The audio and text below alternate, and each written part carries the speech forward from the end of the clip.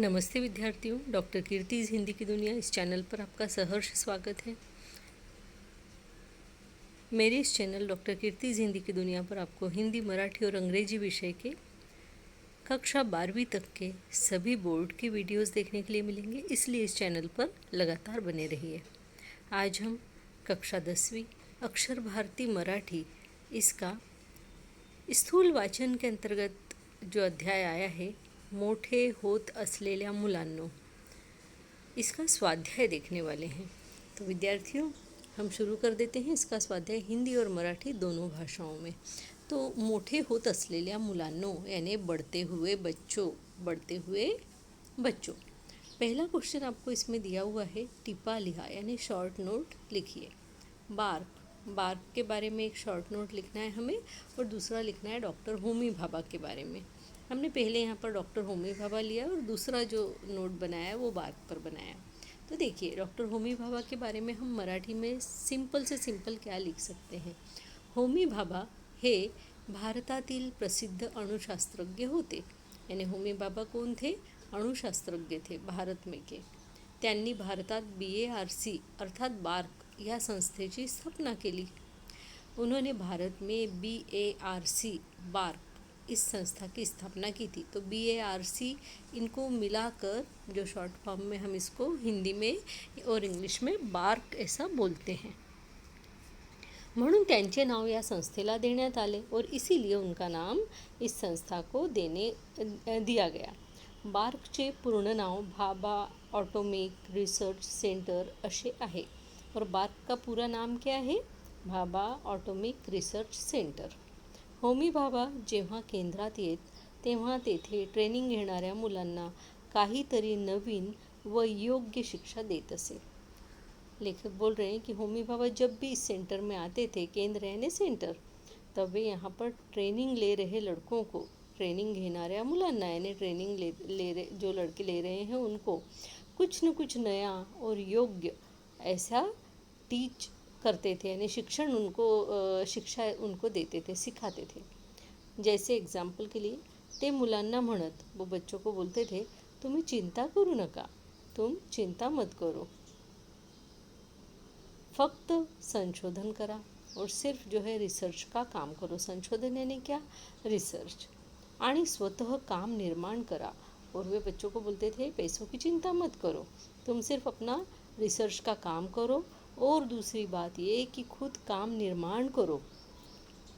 क्योंकि क्या, लड़के बोलते थे कि यहाँ पे कुछ काम ही नहीं है, तो होमी भाभा ने कहा रिसर्च के लिए आपको खुद काम निर्माण करना है ना, किसी के भरोसे नहीं बैठना है कि कोई हमें कोई काम देगा तब हम करेंगे। बॉसनी सांगितले नाही म्हणून आपल्याला कामच नाही। यहाँ पे मी लिखा है ना, यहाँ पे इस जगह नी करना, नल का। तो बॉसनी सांगितले नाही यानी बॉस ने हमको बोला नहीं है, इसलिए हमको काम ही नहीं है, असं समजायचं चूक आहे। वो बोले ये जो समझ है ना लोगों की, ये एकदम गलत है। चूक यानी गलत। ही प्रवृत्ति गेली पाहिजे, यानी इस तरीके की जो प्रवृत्ति होती है लोगों की, ऐसा जो स्वभाव होता है वो नहीं होना चाहिए, उसे दूर करना चाहिए इस आदत को। प्रवृत्ति यानी आदत। त्यांचे दृष्टिकोण सकारात्मक होते। डॉक्टर होमी भाभा जो है, उनके जो दृष्टिकोण यानी देखने का नज़रिया जो है वो कैसा था? सकारात्मक था, पॉजिटिव था। आगे देखते हैं बार्क पर हम कैसे लिख सकते हैं। तो बार्क इसका आप शॉर्ट फॉर्म BARC B.A.R.C. इस तरीके से लिखेंगे। बाद में बार्क के बारे में हमें ज़्यादा कुछ लिखना नहीं है। बार्क हे भाभा ऑटोमिक रिसर्च सेंटरचे लघुरूप आहे। हमको बताना है कि बार्क क्या है? लघुरूप यानी शॉर्ट फॉर्म है किसका? भाभा ऑटोमिक रिसर्च सेंटर का। मराठीत याला भाभा अणुसंशोधन केंद्र म्हणतात और मराठी में इसको ये बोलते हैं। या केंद्राची स्थापना डॉक्टर होमी भाभा यांनी केली और इस केंद्र की स्थापना किसने की? डॉक्टर होमी भाभा ने। म्हणून त्यांचे नाव या संस्थेला दिले आहे और इसीलिए उनका नाम इस संस्था को दिया। ही संस्था प्रचंड मोठी आहे। ये संस्था कैसी है? बहुत बड़ी। येथे रिसर्च कार्य केले जातात। यहाँ पे कौन से कार्य किए जाते हैं? रिसर्च से संबंधित कार्य जो है वो किए जाते हैं। नेक्स्ट क्वेश्चन दिया हुआ है आपको, स्काय इज द लिमिट ही परिस्थिती केव्हा निर्माण होऊ शकते ते पाठाच्या आधारे लिहा। यानी स्काय इज़ द लिमिट, सब कुछ हमारे सामने खुला है और इतना सारा है कि उसमें से आप जो चाहे वो कर सकते हैं। तो लेसन के आधार पर हमको बताना है की वो किस तरीके से सही है। तो डॉक्टर होमी भाभा म्हणतात की स्वतः काम निर्माण करा।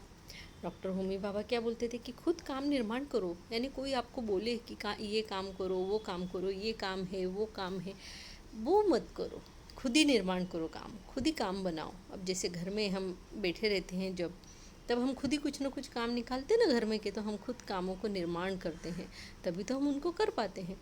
तो बस यहाँ पे वही बोला गया है कि खुद काम निर्माण करो। आपण काय काम करायचं हे स्वतः ठरवा और आपको क्या काम करना है ये खुद आपका डिसाईड करो। ठरवा मतलब डिसाईड करो। बॉसने सांगितले तेवढेच काम करणे आणि सांगितले नसेल तर आपल्याला कामच नाही असं समजायचं, हा स्वभाव चुकीचा आहे। बोले बॉस ने बोला है उतना ही काम सिर्फ करना है, यानी बॉस ने बोला ये काम करना है तो सिर्फ उतना काम कर दिया और बैठ गए, तेवढेच काम करणे, यानी सिर्फ उतना ही काम करना। आणि सांगितले नसेल और अगर बॉस ने बताया नहीं है कोई काम तो आपल्याला कामच नहीं असं समझाइए। तो फिर ऐसा समझना कि बॉस ने नहीं बताया तो हमको कुछ काम ही नहीं है बाबा, बॉस बताएंगे तब हम करेंगे। हा स्वभाव चुकीचा आहे। ये जो स्वभाव है, ये जो नेचर है, ये गलत है। लहानपणी 8 ते 10 वर्षापर्यंत कोणी मार्ग दाखवेल ते ठीक आहे, यानी जब बच्चे छोटे होते हैं 8-10 साल तक, जो उनको कोई अगर रास्ता दिखाए जैसे माता पिता कोई भी बड़े, तो वो ठीक है। पण नंतर स्वतःला काम निर्माण करता आले पाहिजे।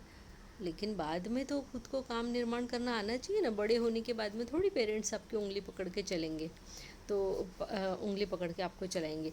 तो कहने का मतलब ये है कि जब आप बड़े हो जाते हैं तो थोड़ा सा समझ जो है वो बढ़ना चाहिए, है ना। सोचने समझने की जो शक्ति है वो बढ़ना चाहिए और हमें खुद ही अपने निर्णय लेते आना चाहिए, अपने काम मतलब निर्माण करना आना चाहिए।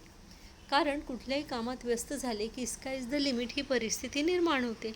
वो बोले क्योंकि जब हम किसी काम में व्यस्त हो जाते हैं तो फिर स्काई इज़ द लिमिट, ये परिस्थिति निर्माण हो जाती है अपने आप। ठीक है, आगे देखते हैं। मेटलाइजिंग प्रक्रियेवर काम न होण्यामागची कारणे कोणती असावीत असे तुम्हास वाटते। यानी वो मेटलाइजिंग मशीन जो है उसके ऊपर काम नहीं हो पा रहा था, तो वो क्यों नहीं हो रहा था, उसके पीछे के उसके पीछे के कारण बताइए। मेटलाइजिंग प्रक्रियेवर काम न होण्यामागची सर्वात मोठी कारणे होती की त्या पदावर काम करायला जी माणसे ठेवली जात असे ती काम सुरू करण्याआधीच हाताखाली कामगारांची अर्थात वेल्डर आणि फोरमन यांची मागणी वरिष्ठांकडे करत असे। यानी मेटलाइजिंग प्रक्रिया पर काम इसलिए नहीं हुआ था, उसके पीछे की बात सबसे बड़ा कारण, सर्वात मोटी कारणे यानी सबसे बड़ा कारण ये था कि त्या पदावर यानी उस पद पर, उस पोस्ट पर काम करने के लिए जो भी आदमी रखे जाते थे, यानी जो इंजीनियर वगैरह रखे जाते थे, वे हमेशा काम शुरू करने के पहले ही, काम शुरू करण्याआधीच यानी काम शुरू करने के पहले ही हाताखाली कामगारांची मागणी वरिष्ठांकडे करत असे। वो अपने से बड़े जो उनके ऑफिसर रहते थे उनसे कहते थे कि हमको इस मशीन पर काम करने के लिए वेल्डर और फोरमैन की आवश्यकता है, यानी उनकी डिमांड रखते थे कि हमें ये लोग चाहिए। आणि वरिष्ठांच्या मताप्रमाणे, और वरिष्ठ लोग जो है, बड़े ऑफिसर जो है, उनका क्या मत था, उनका क्या विचार था कि जोपर्यंत स्वतःला काम करता येत नहीं, यानी जब तक आपको खुद काम करते नहीं आता है तोपर्यंत हाथाखालचे लोग आपलं ऐकत नाहीत, तब तक हमारे हाथ के नीचे काम करने वाले लोग हमारी कोई भी बात सुनते ही नहीं है, ऐकत नाही त्याने सुनते नहीं हैं।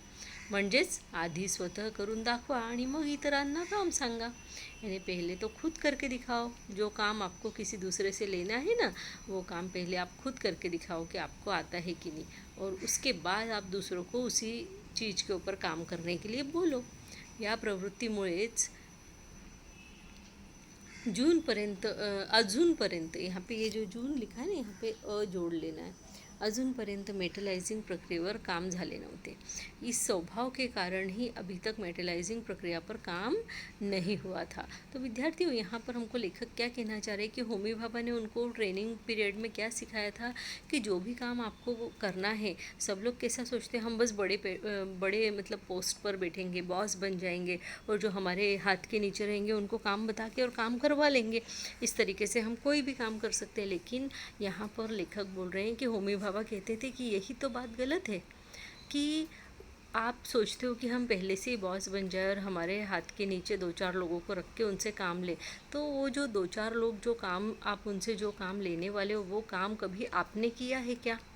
अगर आपने वो काम किया हुआ होगा तो उस काम के हर एक बारीक सारीक चीज़ें हमें पता होगी, अच्छाइयाँ भी पता होगी, बुराइयाँ भी पता होगी उस काम की, उस काम में आने वाली कठिनाइयाँ भी आपको मालूम होंगी और उस काम में वो काम कितना सरल है ये भी आपको पता होगा। तो यहाँ पे लेखक और होमी भाभा यही कहना चाहते हैं कि पहले वो काम खुद सीखो, ताकि जब हाथ के नीचे काम करने वाले लोग आपसे कुछ कहे, आपकी बात न सुने या आपको ऐसा लग रहा है कि वो बहाने बना रहे, तो आपको ये पता पड़ेगा कि वो सही बोल रहे हैं या नहीं। क्योंकि आपको खुद मालूम है कि वो काम कितना सरल है या कितना कठिन है, उसमें किस किस तरीके की परेशानियाँ आ सकती है और उनको किस तरीके से सॉल्व किया जा सकता है।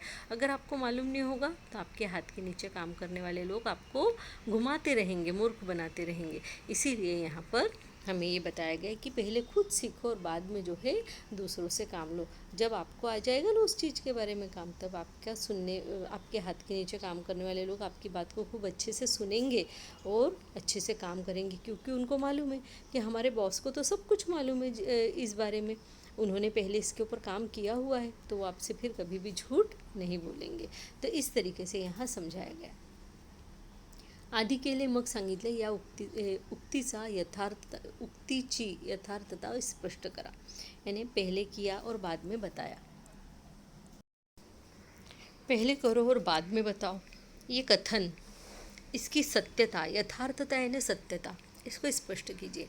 तो आधी केले मग सांगितले यानी पहले किया फिर बताया, इसका मतलब होता है स्वतःची कामे स्वतः करण्याची धमक आपल्यात असायला पाहिजे।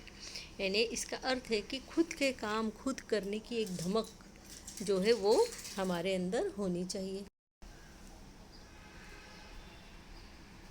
हाँ, तो इसका अर्थ क्या है कि जो कार्य हम पहले करें और बाद में किसी से उस काम को करवाएं या किसी को काम करने के लिए कहें, इसका अर्थ है कि जो काम हम किसी से करवाना चाहते हैं, सबसे पहले उस काम को करने की धमक, उस काम को करने की काबिलियत जो है हमारे अंदर होनी चाहिए। असा या उक्तीचा अर्थ होय, यानी ऐसा इस उक्तीका या कथनका अर्थ है। आपण ज्या क्षेत्रात काम करायचे निश्चित केलेले असेल त्या क्षेत्रातील बारीक सारीक गोष्टींची माहिती आपल्याला असायलाच हवी। यानी अपने को जिस क्षेत्र में, जिस एरिया में काम करना है, जिस चीज़ को लेकर हमको काम करना है, जैसे आपको अगर समझ लीजिए एक सिंपल सी बात कि आपको कोई शॉप खोलना है, तो किस चीज़ की शॉप खोलना चाहते हैं, उस चीज़ के बारे में आपने कभी उस काम को करके देखा हुआ है? किसी के यहाँ असिस्टेंट बन के उस काम को करके देखा हुआ है? नहीं, तो फिर आप डायरेक्टली कैसे कर पाएंगे? तो पहले उस काम को छोटे स्तर से सीखना शुरू करो और बाद में धीरे धीरे अपना करो, ऐसा यहाँ पे बताया गया है ना। तभी फिर आपको अपना काम खुद करने की धमक आपके अंदर आ जाएगी। तो आपण ज्या क्षेत्रात काम करायचे निश्चित केले असेल त्या क्षेत्रातील बारीक सारीक गोष्टींची माहिती आपल्याला असायलाच हवी। जो काम हम करना चाहते हैं उसके बारे में छोटी से छोटी, बारीक से बारीक बात जो है वो हमको मालूम होना ही चाहिए। कुठलेही कार्य न शिकून घेता दुसऱ्यांच्या बळावर करायचे ठरवणे चुकीचे आहे। कोई भी काम सीखे बिना, यानी खुद सीखे बिना दूसरों के बल पर उस काम को कर लेने का सोचना ये गलत बात है, चुकीची आहे। जेव्हा आपल्याला त्या गोष्टीबद्दल नीट माहिती नसेल, जब हमको ही उस बारे में ढंग से मालूम नहीं है, जिस चीज़ के हम बॉस बन के बैठे हुए, तर हाताखालचे कामगारसुद्धा नीटपणे कार्य करत नाही। फिर हमारे हाथ के नीचे जो कामगार या जो मजदूर रहते हैं या जो भी काम करने वाले रहते हैं, क्लर्क हो चाहे जो हो, वो हम बिल्कुल भी ठीक से कार्य नहीं करते हैं, आपले ऐकत नाहीत, अपना सुनते नहीं है, व आपल्याला मूर्ख बनवतात और हमको वो मूर्ख बनाते हैं, पागल बनाते हैं। म्हणून आधी करावे आणि मग सांगावे, इसलिए पहले करो और बाद में दूसरों को बताओ। नेक्स्ट क्वेश्चन आहे, प्रत्यक्ष अनुभवातून शिकणे हे अधिक परिणामकारक असते, हे विधान स्वानुभवातून स्पष्ट करा। यानी अनुभव में से जो हम सीखते हैं उसका परिणाम ज़्यादा अच्छा होता है, ये खुद के अनुभव में से बताइए। अब देखिए विद्यार्थियों, आप यहाँ पे कोई भी अनुभव लिख सकते हैं जो भी आपके जीवन में आए, लेकिन यहाँ पर मैंने एक मतलब सर्वसम्मत एक विचार लिखा हुआ है जो लड़के भी लिख सकते हैं और लड़कियाँ भी लिख सकती है। अदरवाइज़ अगर आप यहाँ पर जाए तो लड़कियाँ जब थोड़ी बड़ी हो जाती हैं, छोटे छोटे काम घर के करना सीखती हैं, तो देखो पहली बार में कोई भी काम अच्छे से होता नहीं है ना, लेकिन जब उसको करते करते एक 15-20 दिन में 15-20 बार अगर वो काम कर लिया जाए तो आपको अच्छे से आने लगता है। जैसे अगर एक मैं छोटा सा उदाहरण लूँ, बताऊँ आपको कि दाल को अगर बघार लगाना है तो पहली बार में आपको पता नहीं रहेगा कि कितना बघार में उसमें राई जीरा कितना डालना है, या नमक कितना डालना है, या हल्दी कितना डालना है। लेकिन जब आप एक हफ्ता अगर दाल बघारने का काम करें रोज़, तो आपको एक 7-8 दिन के बाद सही सही नमक का अंदाज़ समझ में आ जाएगा, सही सही राई जीरा, मिर्च, लहसुन जो भी आप उसमें डालेंगे उसका अंदाज़ आपको समझ में आ जाएगा। तो कोई भी काम जो है जब शुरुआत करते हैं तो उसको कंटिन्यू करते रहेंगे, प्रैक्टिस करते रहेंगे, तो उसके जो अनुभव आपको आएंगे कि आज जो है नमक ज़्यादा हो गया, दूसरे दिन आप थोड़ा कम डालेंगे, तीसरे दिन ये मिर्च ज़्यादा हो गई तो उसको कम डालेंगे। ऐसा करते करते 7-8 दिन में जो है आपका दाल या सब्जी जो भी बनाएंगे वो परफेक्ट बन जाएगी एकदम। तो अनुभव में से आप सीखेंगे नहीं बच्चों, है ना। वैसे आप देखिए घर की साफ़ सफाई का काम, अगर डस्टिंग का काम करते हैं, अभी कोरोना के टाइम में हमारे यहाँ कोई बाइयाँ नहीं है, कोई घर में हेल्पर नहीं है, तो ऐसे समय में क्या कर सकते हैं, डस्टिंग अगर सीखेंगे तो शुरू में करेंगे ना तो कुछ सामने सामने का करेंगे, बाकी की चीज़ें भूल जाएंगे। फिर ऐसे जब कंटिन्यू आप 15-20 दिन तक डस्टिंग करेंगे तो आपको समझ में आएगा यहाँ भी धूल होती है, वहाँ भी होती है, ये भी साफ़ करना चाहिए, वो भी साफ़ करना चाहिए। उसी तरीके का आप पंखे साफ़ करने का काम है ना, तो ये आप लिख सकते हैं कि शुरू में तो समझ में नहीं आया, लेकिन धीरे धीरे 2-4 बार साफ़ करने के बाद समझ में आया कैसे किया जाता है। तो खाना बनाने का एक बहुत ही अच्छा उदाहरण है। और उसके अलावा आप बहुत कुछ लिख सकते हैं। मैंने यहाँ पर लिखा है कि आपके फ्रेंड का बर्थडे है और आपको ग्रीटिंग बनाना है। तो क्योंकि देखो अब ये कोरोना वायरस का टाइम है ना, बाहर कहीं हम लोग जा नहीं सकते थे ग्रीटिंग लेने के लिए, तो घर पे बनाना है। तो अब यहाँ पर हमने उसी हिसाब से उसको लिखा हुआ है कि सामान तो लेकर आ गए थे की माझ्या मैत्रिणीचा वाढदिवस होता, मेरी सहेली का बर्थडे था, मला एक सुंदर ग्रीटिंग बनवायचे होते, मुझे उसके लिए एक सुंदर सा ग्रीटिंग बनाना था, म्हणून मी 2 दिवस आधीच रंग कागद वगैरह आणले, इसलिए मैंने 2 दिन पहले ही रंग लेके आई, कागज़ लेके आई, है ना, जो भी शीट वगैरह लगता है वो सब लेकर आई आणि ग्रीटिंग बनवायला सुरुवात केली और ग्रीटिंग बनाने के लिए शुरुआत करी। क्योंकि देखा था उसने कि ग्रीटिंग तो ऐसे फूल तो मैं भी बना सकती हूँ, ये डिज़ाइन तो मैं भी बना सकती हूँ, इसमें क्या ये तो ऐसा होता है, बड़ा इजी है, थोड़ा सा ये करके मैं भी बना सकती हूँ। तो उसने शुरुआत की, पर ग्रीटिंग का ही जमे ना, परंतु वो ग्रीटिंग बनाना उसको कुछ जम नहीं रहा था। उसके ऊपर के ड्राइंग या कलर ये भी लिख सकते हैं आप उसमें कि ड्राइंग नहीं जम रही थी उस पर करने में, या कलरिंग नहीं जम रहा था, जो भी है। पूर्ण दिवस ग्रीटिंग बनवण्यातच गेला और ऐसे पूरा दिन उसका ग्रीटिंग बनाने में चला गया। 5-6 वेळा चुकल्यावर 5-6 बार गलत हो गया। बड़ा सा कागज़ था उसके पास, इसलिए उसने 5-6 जो काट के रखे थे, तो 5-6 बार उसके गलत हो गई ग्रीटिंग। 5-6 वेळ चुकल्यावर यानी 5-6 बार गलतियाँ हो जाने के बाद एक सुंदर डिज़ाइनची ग्रीटिंग तैयार झाले।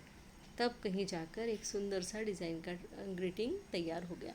मी संकल्प घेतला होता की जोपर्यंत ग्रीटिंग तैयार होत नाही, यानी मैंने एक संकल्प लिया था, प्रतिज्ञा किया था, अपने आप से प्रॉमिस किया था कि जब तक मैं ग्रीटिंग तैयार नहीं कर लेती तोपर्यंत मैं दूसरे कुठलेही कार्य करणार नाही, तब तक मैं दूसरा कोई भी काम नहीं करूँगी, यानी ये ग्रीटिंग बना कर ही मैं दम लूँगी और तभी मैं उठूँगी यहाँ से और कोई काम करूँगी।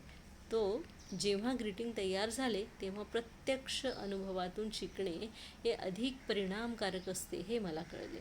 तब जब मेरा ग्रीटिंग बनकर तैयार हो गया तब मुझे समझ में आया कि बार बार बनाकर जो प्रत्यक्ष अनुभव हमें मिलते हैं कि ये बनाया, अरे ये कलर यहाँ पे ये हो गया, कट लगाया तो अरे ये ज़्यादा कट लग गया, इसको कम लगाना था, तो किस तरीके से कट लगाना है, किस तरीके से जो है कलर भरना है, किस तरीके से डिज़ाइन बनाना है, ये बार बार जब उसने बनाई ग्रीटिंग 5-6 बार, तब जाके प्रत्यक्ष अनुभव में से वो सीखी कि ये प्रत्यक्ष अनुभव में से सीखना जो है ज़्यादा परिणामकारक होता है। पहली बार जो गलती करते हैं फिर वो दूसरी बार नहीं करते, उसका परिणाम अच्छा होता है। दूसरी बार जो गलती होती है वो तीसरी बार नहीं करते। ऐसे उसने 5-6 बार गलतियाँ करी, तब 7वीं बार में जाके उसका एक परफेक्ट ग्रीटिंग जो है वो तैयार हुआ। तो विद्यार्थियों, यहाँ पे मैंने आपको आइडियाज़ दे दिए हैं बहुत कुछ, है ना। तो वो आप लिख सकते हैं। उसके अलावा देखो, कोई अगर पालतू जानवर से डरते हैं, जैसे डॉगी वगैरह लेकर आते हैं घर पे, तो पपी से डरते हैं, उठाते नहीं हैं, तो उसमें भी आप धीरे धीरे उसको हाथ लगाते हैं, 2-4 दिन थोड़ा हाथ लगा लगा के देखते हैं उसको, और फिर डर ख़त्म होता है। फिर उसको एक बार उठाया, थोड़ा डर गए, फिर दूसरी बार उठाया, ऐसे करके 5-6 दिन में उससे भी डर निकल जाता है और आप उसको अच्छे से लेकर घूमने लगते हैं और फिर बड़ा अच्छा लगने लगता है पपी। तो ये सारी बातें जो है आप इसके अंदर कोई भी आइडिया आप लिख सकते हैं। मैं तो ऐसी जो जो मुझे याद आ रहा है वो आपको बताती जा रही हूँ। आगे देखते हैं बच्चों, ये वीडियो आपको कैसा लगा मुझे बताइएगा। मैं मिलती हूँ आपसे अगले अच्छे से वीडियो में, तब तक के लिए धन्यवाद। और हाँ, आपसे एक और बात कहना चाहूँगी कि मेरे इस चैनल को प्लीज़ लाइक कीजिए, सब्सक्राइब कीजिए, और हो सके तो अपने फ्रेंड्स के साथ में शेयर भी ज़रूर से कीजिए बच्चों, क्योंकि मिल बांट कर पढ़ने से ना बच्चों ज्ञान बढ़ता है, कभी भी कम नहीं होता है। इस बात को हमेशा ध्यान में रखिए। और हो क्या रहा है पता है, अभी मैं इतने वीडियोज़ बना रही हूँ, बहुत सारे लोग देख रहे हैं, लेकिन ना मेरे सब्सक्राइबर नहीं बढ़ रहे बच्चों। तो थोड़ा सा सब्सक्राइबर बढ़ाने में आप लोगों की हेल्प की ज़रूरत है, तो थोड़ा सब्सक्राइब कर दीजिए चैनल को, है ना। मिलती हूँ आपसे अगले अच्छे से वीडियो में, तब तक के लिए बच्चों धन्यवाद, नमस्ते।